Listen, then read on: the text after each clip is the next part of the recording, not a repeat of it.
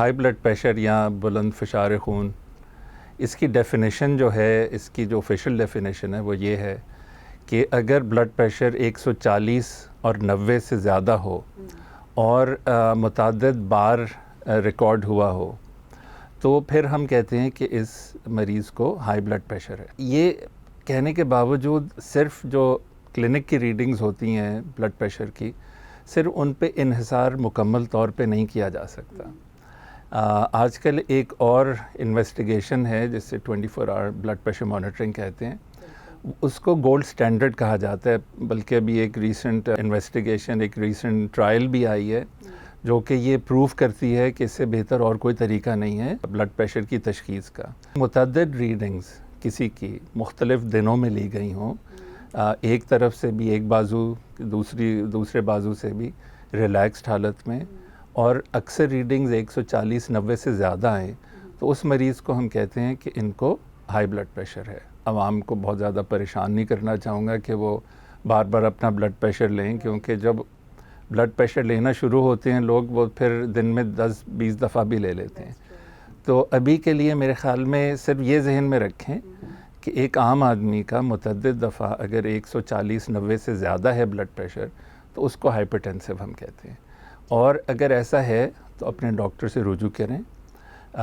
Pre hypertension, borderline hypertension, loss of nocturnal drop, ये सारी चीज़ें जो आपका डॉक्टर है वो तशख़ीस करके तो आपको बेहतर इलाज कर सकेगा। Blood pressure, high blood pressure जो है 98% लोगों में प्राइमरी हाइपरटेंशन होती है, यानी कि उसका कोई एक कॉज नहीं होता, मौरूसी होती है, जिसे हम एसेंशियल हाइपरटेंशन भी कहते हैं।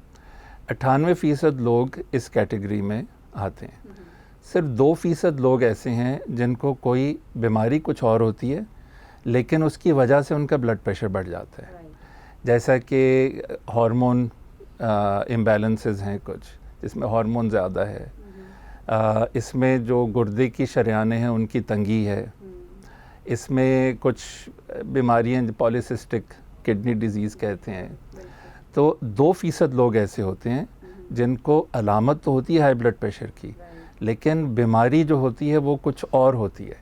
तो आप उस बीमारी का अगर इलाज कर दें तो ब्लड प्रेशर खुद ही ठीक हो जाता है। दुनिया भर में तो सबसे ज़्यादा अमवात हो रही हैं आजकल कोविड होने के बावजूद भी, वो हैं कार्डियोवैस्कुलर डिज़ीज़ से।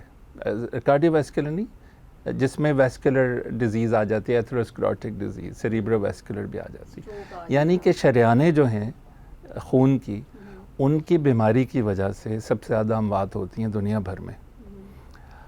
जैसे स्ट्रोक है, जैसे हार्ट फेलियर है, जैसे हार्ट अटैक है। और इसमें बहुत बड़ी एक जो रिस्क फैक्टर है वो है हाई ब्लड प्रेशर। तो दुनिया भर में हाई ब्लड प्रेशर की प्रेवलेंस काफ़ी ज़्यादा है, लेकिन बाहर जितनी भी हो, हमें अपने मुल्क की बात करनी चाहिए। हमारे मुल्क में प्रेवलेंस स्टडीज़ इतनी होती नहीं। अभी रिसेंटली एक स्टडी हुई बहुत अरसे बाद, और ये पाकिस्तान भर में हुई है, सिर्फ ये नहीं कि कराची के किसी एरिया में हुई, ये कराची से लेके हुंजा तक एक एपिडेमियोलॉजिकल स्टडी की है। डॉक्टर्स ने, हमारे अपने ही होनहार डॉक्टर हैं जिन्होंने की है। उनकी स्टडीज़ जो हैं वो बहुत ही चौंका देने वाली हैं और डरा देने वाली हैं कि उनके मुताबिक 45% लोग जो हैं पाकिस्तान में, उनको हाई ब्लड प्रेशर है। ये 18 साल से लेके 80 साल की उम्र तक उन्होंने ये देखा है। जो कम उम्र के हैं उनमें प्रेवलेंस बिलाशुबा कम है, लेकिन ओवरऑल प्रेवलेंस जो है बालिग लोगों में 18 साल से लेके 80 साल की उम्र तक, वो 45% है। बहुत ज़्यादा, यानी कि अगर 10 लोग, जैसे शादियां होती थी कोविड से पहले, वो एक टेबल होता था जिसमें 10 लोग बैठे होते थे, तो आप सोचें कि 10 में से 4 को हाई ब्लड प्रेशर है। Big number. किसी को ये नहीं पता कि इसकी एग्जैक्ट वजह क्या है, लेकिन बहुत सारी चीज़ें जिस्म में सही तरह काम नहीं करती तो ब्लड प्रेशर हाई होता है। इसमें हार्मोनल इश्यूज़ भी हैं, इसमें शरियानों के इश्यूज़ भी हैं, इसमें और बहुत सारी चीज़ें हैं। तो आप ऐसे समझें जिस तरह 5-6 या इससे ज़्यादा, मतलब मल्टी फैक्टोरियल कहा जाता है, कोई एक वजह नहीं होती, बहुत सारी चीज़ें मिल के ब्लड प्रेशर को बढ़ाती हैं। यही वजह है कि अक्सर लोग जिनको हाई ब्लड प्रेशर है वो सिर्फ एक तरह की दवाई से रिस्पॉन्ड नहीं करते।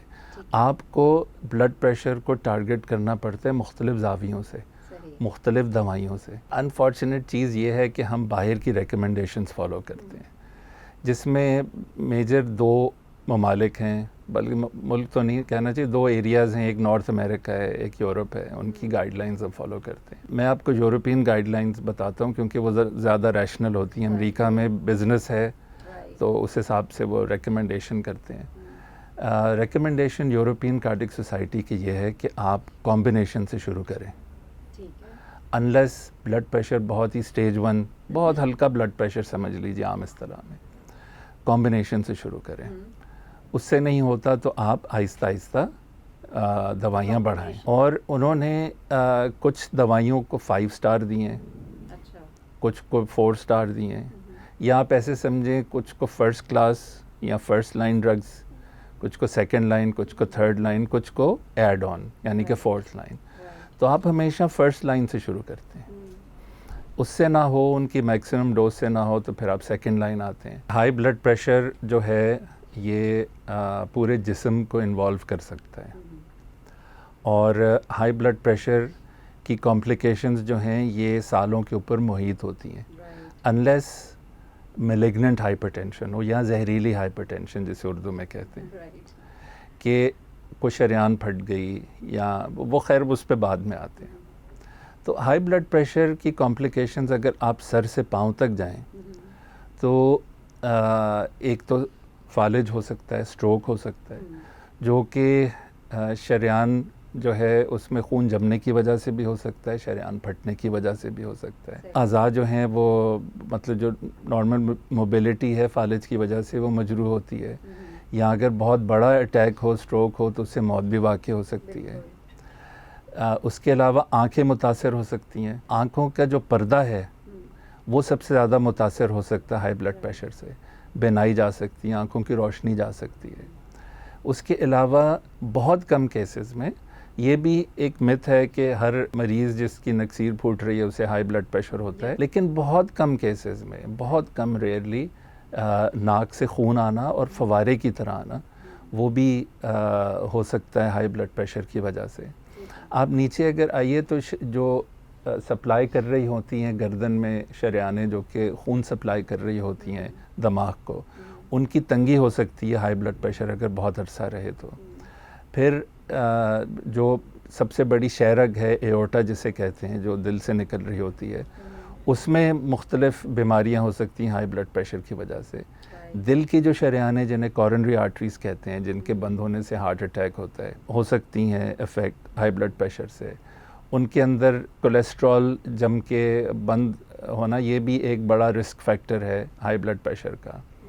ब्लड प्रेशर जो है वो खून के पट्ठों को मोटा भी कर सकता है, जिसे हाइपरट्रोफी हम कहते हैं। वो दिल को फैला भी सकता है, जिसे हम कार्डियोमायोपैथी कहते हैं। किडनीज़ इन्वॉल्व हो सकती हैं, किडनी फेलियर हो सकता है। हाई ब्लड प्रेशर, ऐसे बहुत सारे लोग हैं जो हाई ब्लड प्रेशर बहुत अरसा रहा, उनके गुर्दे फेल हो गए, फिर उनको डायलिसिस पे जाना पड़ा। जो शरेआनें टांगों को सप्लाई कर रही होती हैं वो बंद हो सकती हैं। उसमें अलामात क्या होती हैं कि जब मरीज़ चलता है तो उसको दोनों टांगों में दर्द शुरू हो जाता है, जब बैठता है वो बेहतर हो जाता है।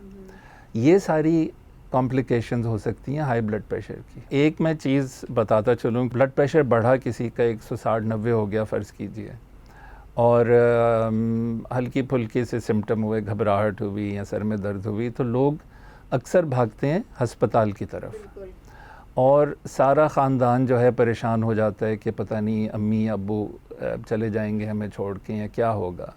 तो ऐसी कंडीशन में हस्पताल आने की कतई ज़रूरत नहीं होती। ये सिर्फ मैलिग्नेंट हाइपरटेंशन या जहरीली हाइपरटेंशन, जिसके लिए आपको फ़ौरन हस्पताल जाना होता है, और ताकि आईसीयू में एडमिट करके आपका इलाज फौरी हो सके। अब मैलिग्नेंट हाइपरटेंशन क्या है? मैलिग्नेंट हाइपरटेंशन का कोई दर्जा मुकर्रर नहीं है कि सिस्टोलिक ऊपर का ब्लड प्रेशर 220 हो या 210 हो, नीचे का 110 120, लेकिन हाई ब्लड प्रेशर हो और एंड ऑर्गन डैमेज हो, यानी कि एक शख्स बिल्कुल सही था, उसको फालिज हो गया और उसका ब्लड प्रेशर भी ज़्यादा है, ये मैलिग्नेंट हाइपरटेंशन है। या एक शख्स जो कि सही था, उसकी बेनाई चली गई और साथ हाई ब्लड प्रेशर है उसे उस वक़्त, उसको जाना चाहिए अस्पताल। या एक शख्स जो कि सही था, उसको हार्ट फेलियर हो गया, उसके फेफड़ों में पानी आ गया और उसको हाई ब्लड प्रेशर है, उसको जाना चाहिए अस्पताल। या हार्ट अटैक हो गया और हाई ब्लड प्रेशर है, उसको जाना चाहिए। या ऐसा शख्स जो पहले बिल्कुल सही था, उसके गुर्दे काम करना छोड़ दिया, उसको पेशाब आना बंद हो गया, कोई भी एंड ऑर्गन डैमेज हो, यानी कि जो भी अज़ा हैं जिस्म में, उनको फौरी तौर पे कोई चोट लगे हाई ब्लड प्रेशर से और वो अपना काम छोड़ दें, सिर्फ ऐसे लोगों को अस्पताल जाना चाहिए। जिनका सिर्फ ब्लड प्रेशर बढ़ा हुआ है लेकिन कोई एंड ऑर्गन डैमेज नहीं है, वो अपना भी वक्त ज़ाय करते हैं, उनको दूसरों का, खैर हमारा तो काम ही है मरीज़ों का इलाज करना, लेकिन बिल्कुल कतई ज़रूरत नहीं होती।